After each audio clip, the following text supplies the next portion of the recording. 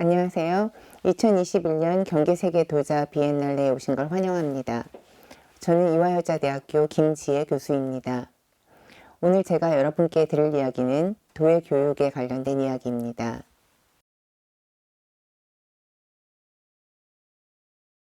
팬데믹 상황을 겪으면서 미래의 불확실성에 대해서 절실히 느꼈던 지난 2년이었던 것 같습니다.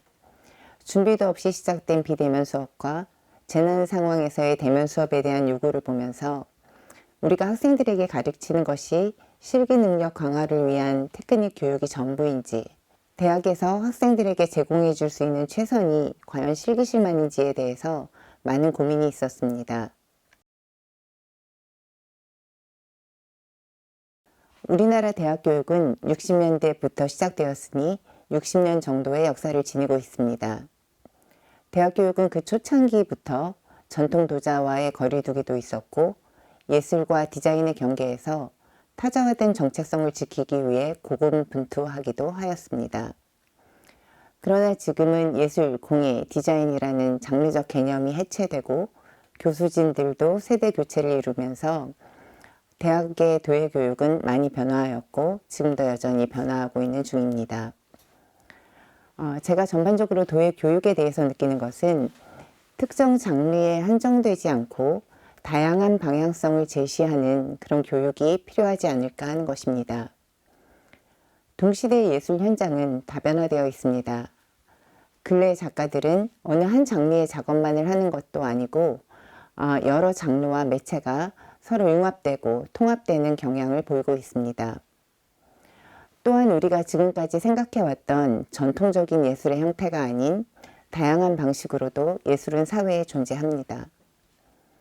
그러나 도예 교육은 여전히 장르별로 학제가 구분되어 있고 기술 습득 중심으로 이루어져 있기 때문에 현장의 다변화된 면면을 교육을 통해서는 학생들이 감각하기 어려운 상황이라고 보여집니다. 물론 도예 교육은 다른 예술 분야와는 다른 특수성이 있기는 합니다. 대학에 입학해서 처음 도예를 접하고 기초 과정을 습득해야 하기 때문에 기술의 탐구와 숙련에 많은 시간을 할애해야 하는 것 또한 사실입니다. 그러나 모든 표현 기법을 다 배우고 능숙하게 제작하는 것이 도예 교육에서 가장 중요한 것인가 하는 고민을 해보게 됩니다. 개개인의 사고의 표현과 자신의 작업이 만들어진 맥락을 반영하는 것, 동시대 흐름을 예민하게 감각하는 것, 또한 작가는 사회에서 어떻게 본인의 역할을 수행해야 하는 것인가에 대한 고민이나 탐구 역시 중요한 것이 아닐까요? 이러한 고민을 하는 중에 저는 페미니스트 철학자인 도너 해러웨이의 자식이 아닌 친척을 만들자라는 슬로건을 생각하게 되었습니다. 이 선언은 절박한 기후 위기와 생태 파괴에 대처하는 해러웨이의 응답입니다.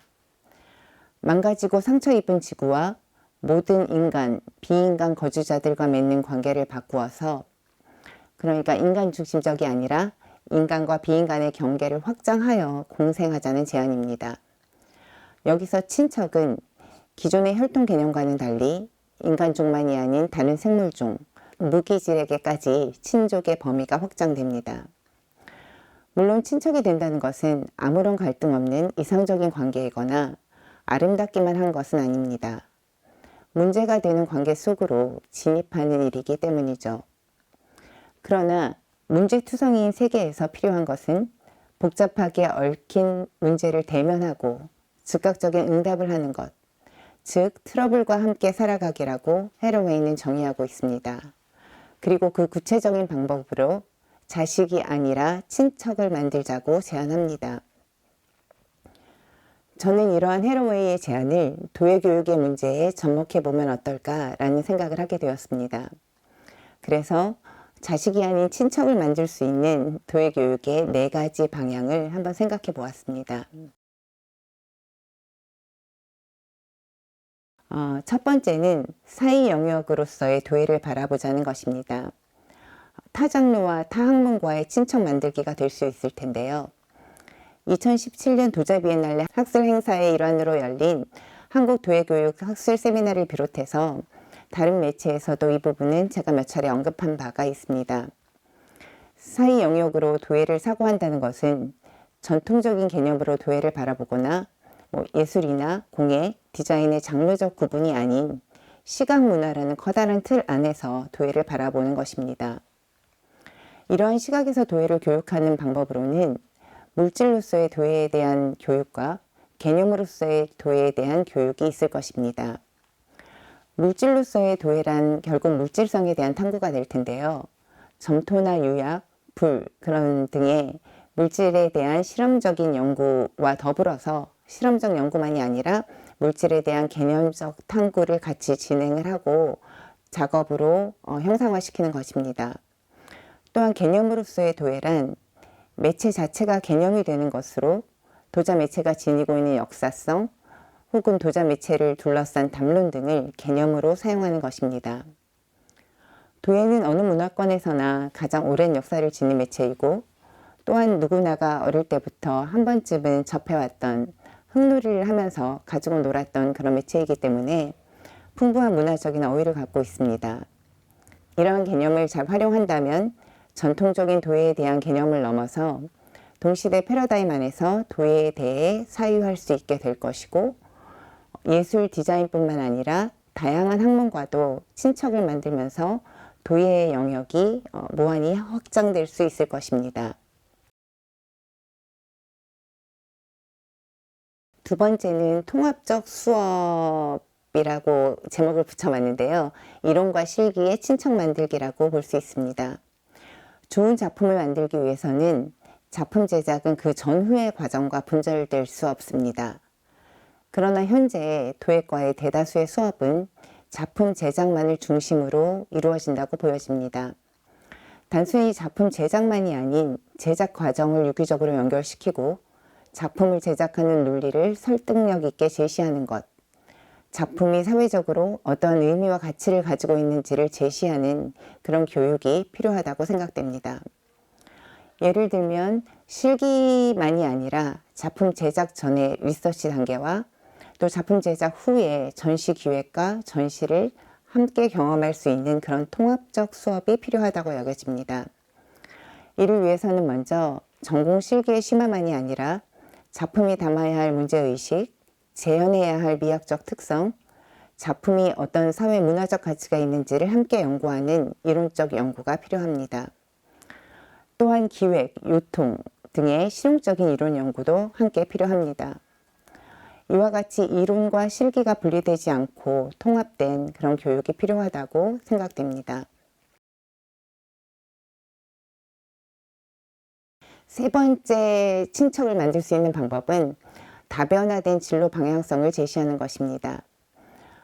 도예과에 진학한 모든 학생들이 전공의 전문가로 진출하지 않는 그런 현실에서 그들에게 전공과 인접한 부문을 소개하고 그 진입의 길을 열어주고자 하는 노력이 필요합니다. 작가로서 살아가지는 않지만 도예를 활용하고 응용해서 다양한 폭넓은 방법으로 도예 영역을 확장시키기 위해서 그 접점을 넓혀야 한다고 생각합니다. 요즘 가장 비근한 예로 많이 드는 것이 체육대학의 예일 텐데요. 체육대학에서는 엘리트 체육과 함께 생활체육에도 집중하고 있다고 합니다. 그래서 이런 것을 벤치마킹 할 수 있을 것 같습니다. 그래서 결국 여기서 제가 말하고자 하는 것은 매개자 양성입니다. 동시대 예술 현장에서 목격되는 중요한 특징 중에 하나가 또 기획 및 매개자 활동의 증가입니다. 단순한 작품이나 상품이 아니라 종합적인 콘텐츠로 생태계에서 유통하고 대중들에게 도예의 가치를 전달하기 위해서는 매개 인력은 필수적입니다. 그래서 전공에 들어온 학생들 중에 꼭 도자 작가나 디자이너나 공예가가 되지 않는 그런 학생들을 매개 영역으로 흡수해서 매개 분야의 전문가로 진입할 수 있는 기회를 제공하는 것은 학생들에게는 진로를 확대시키게 하는 길일 뿐만 아니라 결국 그들을 보다 확대된 전공 영역 내에 안착하게 하는 방법이 될 것이라고 생각합니다. 전문 매개자로 진입한 그들로 인해서 도예의 문화와 시장은 더욱 확장될 것이고 더 나아가서 그들 스스로가 기존에 이미 있는 매개 영역이 아닌 새로운 매개 영역을 창출해낸다면 결국 도자의 영역은 더욱 확장될 것이라고 생각합니다. 마지막 친척 만드는 방법은 학교 간의 지식 공유라고 할 수 있겠습니다. 지식 공유의 문제는 수년 전부터 대두가 되었고 특히 코로나 이후 지식 공유의 필요성은 더욱 제기되고 있습니다. 그리고 온라인 플랫폼의 발달로 인해서 이러한 지식 공유가 더 용이해지고 있습니다. 각 학교마다 강점으로 내세우는 그런 분야가 있을 것이라고 생각됩니다. 이러한 점을 공유하는 방안을 한번 생각해 볼 수 있을 것입니다. 구조조정과 축소로 모든 학교마다 다 학생들에게 제공하고 싶은 과목을 모두 다 개설할 수 없는 상황입니다. 그러니까 한정된 개설 교과목이 있고요.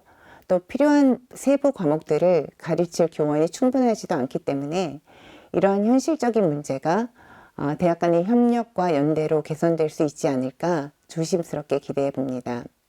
대학 간의 친척 만들기는 물론 조심스러운 부분이 존재하지만 대학마다 경쟁이 아닌 상생의 관점으로 본다면 대학의 생태계 변화에도 일조할 수 있을 것이라고 생각합니다. 교육은 방법을 가르치는 과정이 아니라 방향을 가리키는 과정이라고 합니다. 방법이라는 약을 먹은 아이는 스스로 방향을 찾아가지 못한다고 합니다. 어떻게 주어진 문제를 해결할 것인지를 고민하는 사람은 우리가 전혀 생각지 못한 딜레마 상황에 빠졌을 때 스스로 탈출할 능력이 없다고도 합니다. 어떻게 하면 되는지 누군가가 계속 가르쳐 왔기 때문입니다. 방법은 가르치는 것이고 방향은 가리키는 것이라고 합니다. 우리는 지금까지 방법만 교육한 것은 아니었을까요? 저는 학생들이 도예에 대한 새로운 방향을 계속 탐구할 수 있기를 바랍니다. 그리고 그런 학생들이 성장할 수 있는 교육 환경으로 우리 도예계가 함께 나아가기를 기대합니다.